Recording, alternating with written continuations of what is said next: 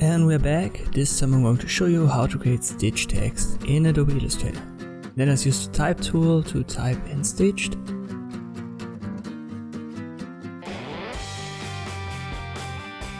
I'll hold Shift and Alt when I resize it, and I align it. I use a simple font, Arial, rounded, empty bold, regular. You'll find that inbuilt in Illustrator. Now go to Window and open your stroke menu, or click on this little icon. And we want to add a dashed line. But we first need to get rid of the fill color. We only need a black stroke.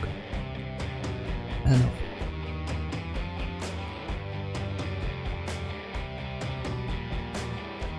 Maybe this is fine. Now click on dashed line and you can increase the size of the dashes. Or you can increase the size of the gap between the dashes, just like this.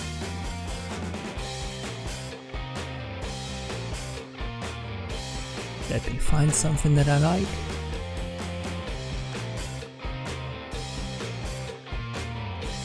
Maybe this is good. Now let me zoom in.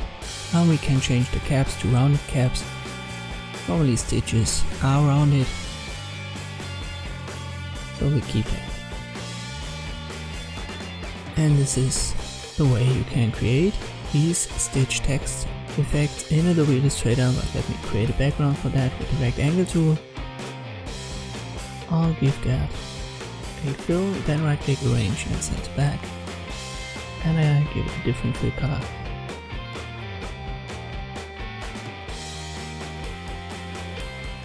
Maybe this. This should be fine. And I'll resize it slightly, and now you can see the stitched effect really good applied to your text. The good thing with this method is that your text is still editable. So if you use the type tool, you can still adjust your text. Let me change that to stitch. And now I'll center it. The effect is still applied. Thank you for watching, and I'll see you next time.